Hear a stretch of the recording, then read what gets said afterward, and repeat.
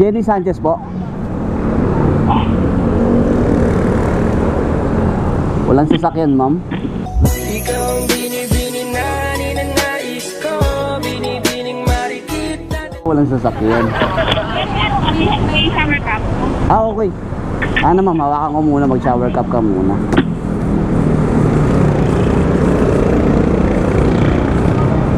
Sorry, hindi kita agad na operan. Okay lang po.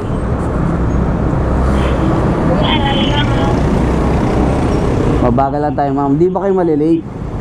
Sakto lang. At least, sigurado tayo. Sakay na ako, kuya? Sige, ma'am. Sakay na kayo, ma'am.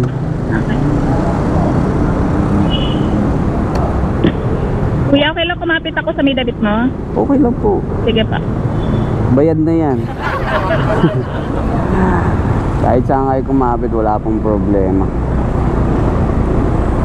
Huwag nyo lang ako sakalin.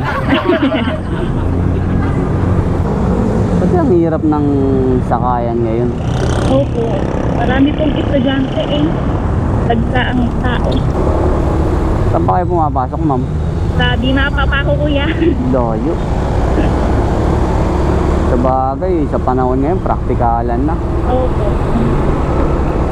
Hindi na iniinda yung pagod dahil kailangan natin yan eh. Anong oras ba pasok nyo, ma'am? Ah, Anong oras po pasok nyo? 8:30 pa, kuya. Talagang naglaan ka na ng oras para sa Oo. biyahe. Actually, maganda yan.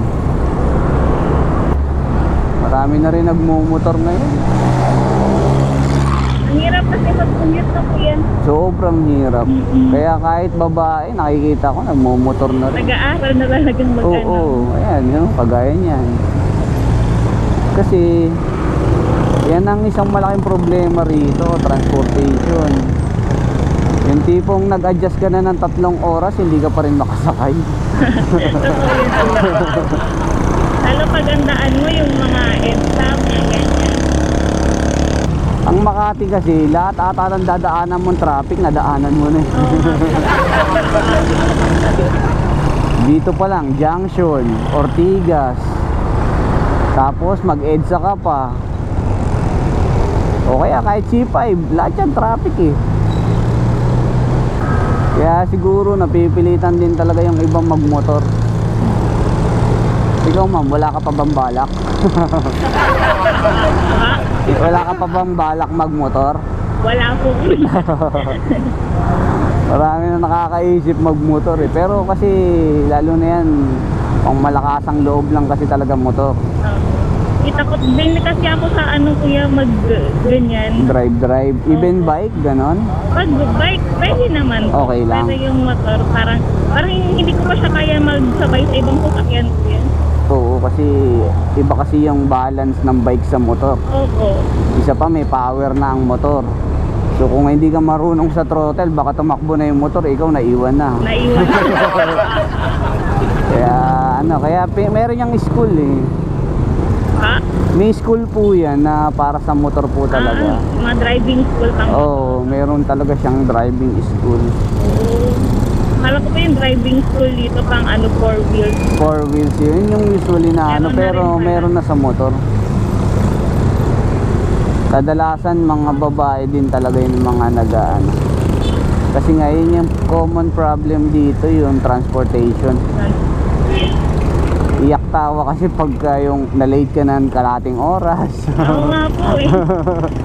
Alam, Actually po yung malis na ako sa amin ng alas 6 eh. oo, 30 minutes dyan wala talagang masakyan. Ang haba na ng Oo, pila. ang haba na ng pila, wala pang masakyan, di ba? Sobrang hirap. Hirap ang lum. haba ng traffic dito na. Oo, kasi may eskwelahan dyan eh. Kapit lang, ma'am, ha? Baka Sige kuya. baka salita ko ng salita rito, wala ka na dyan. Hindi ka pa sanay, ma'am, umangkas sa motor. Hindi po. Minsan lang po talaga ako maano lang. Ramdam ko kasi, ma'am. Oo. Hindi po kuya eh. Kumbaga sa nilalabanan mo yung balance mo. Natakot malaglag. Oo. Okay lang yan, ma'am. Sa simula lang talaga yan, maraming pag-aaral. Pero pag sa bandang huli, wala naman siguro pinanganak, alam mo na lahat eh. Diba? Simula lang yan. Pag nakasanayan mo na yan, ayun.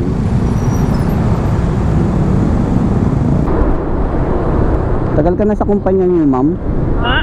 Matagal ka na sa kumpanya niyo? Medyo kuya, mga may 2 taon na rin. Matagal na. Kumbaga, kabisado mo na yung kalakaran ng company. Hirap ng buhay sa Pinas, no? Oo. Alam mo yung tipong pagod ka na, pero bawal magkasakit. Oo, totoo yan kuya. Sa amin, bawal umabsent. Oo, sa inyo? Pwede naman, kasi makakarinig ka muna ng ano. Oo. Siguro kasi dahil naghahabol din yung company nyo ng target. Kasi iilan lang din naman kami eh. Ganon. Ikaw, ma'am, may boyfriend ka na ba? Ha? May boyfriend ka na? Wala kuya. Saka na lang. Buti ka pa, wala ka pang boyfriend. Kumbaga, wala pang...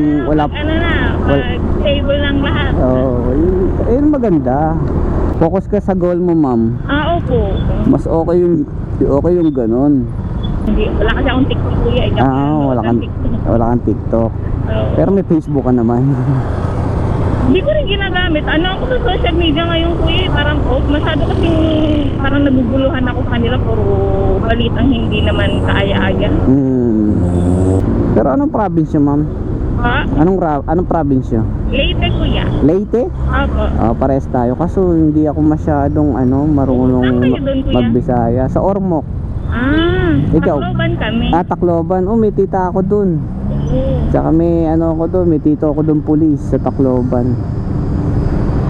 Kaya halos kamag-anak namin nandyan. Mamaya malayo magkamag-anak pala tayo kuya. Ayun na nga inisip ko din baka malayo magkamag-anak, baka magkamag-anak pa tayo. Maaga pa, ma'am, hindi ka malilate yan, mag-aalas 7 pa lang. Opo. Pero nung isang araw, ma'am, yung LRT, ma'am, sobrang daming pasahero. Naubusan daw ng tren. Ngayon kuya, parang since nung nag-start ang pasukan, controlled na ang pasok, parang binabawasan na. Kasi Antipolo Station pa lang mapupuno na yung train Yun na nga Sobrang daming tao lang. Kasi expected din pag katulad nito pag LRT. Ewan ko nga pagdating ko sa Pilipan, dami ng tao. Oo. Ano pa yun? Alas 6 pa yun. O di ngayon, alas 7 na, di sobrang dami ng tao. Diyan pa lang sa entrance, parang pa-stop muna pag madami na sa loob, pa-stop muna pag marami sa platform. Pero sanay ka naman, may 2 taon ka na dyan. Oo kuya, lang naman, saglit 30 minutes lang ang biyahe. Sanay ka na rin sa balyahan, umaga. Matagal na rin ako nag-LRT. Alam mo yung magtutulakan kayo para pasok sa loob. Grabe, no? Para kami mga mandirigma dyan kuya. Yung palakasan talaga Kasi pag hindi ka magganyan, hindi ka makakapasok. Pag hinintay mo lang din sila, launahan ka nila. Sobrang sarap. Oo, lalo dyan, ma'am, sa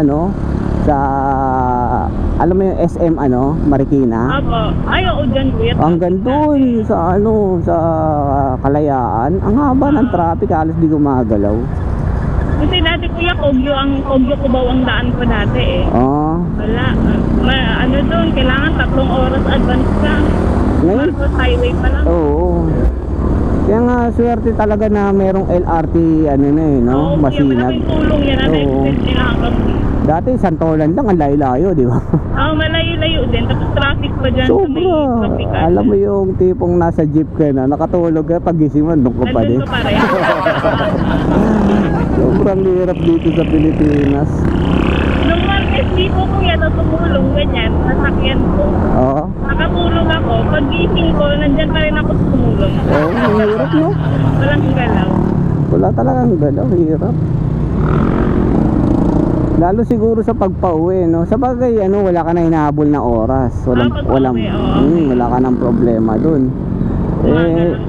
Pag umaga, ayan yung hinahabol mong oras, malilate na ako. Kailangan ko na ng ganito. Ay, nako, buhay. Ganyan ang buhay ng isang worker. Kailangan talaga sumabay ka kung ano yung kailangan mo. Kailangan lang mag-a-adjust ka na lang. Ay, swerte ka pa rin, wala ka pang boyfriend. Kumbaga, wala pa sakit ng ulo. Dagdag pa yun sa alalahanin. Ang ano din kasi, meron kasing happiness din nakukuha pag may boyfriend. Pero, syempre, meron din sadness. Yun yung mga stress na iniisip mo dun sa boyfriend mo. Yes. Pero very challenging talaga paano ma-handle yung ganung sitwasyon. Hindi kasi lahat ng lalaki perfecto, di ba? Kailangan makatugmang ka lang ng match sa'yo. Match kayo pareho. Kailangan pala ma'am, interview mo muna. Kuya, ako to, HR ako eh. Interview tayo. Interview mo yan. May biodata ka ba? Ano trabaho mo? Mainit ba ulo mo sa umaga? Maganda yung ganun, saka mo sasagutin. Kumbaga may screening, no? Open na siya, open. Nalalaman mo. Ma'am, dito na lang sa may ano ba yan? Yung Dito na entrance, kuya? sa may hagdanan? Okay lang, kuya. Ito lang ha, mahirapan tayo ata dyan. Okay lang dito pa. Okay lang dito? Opo, dito naman pa pumakit. Okay.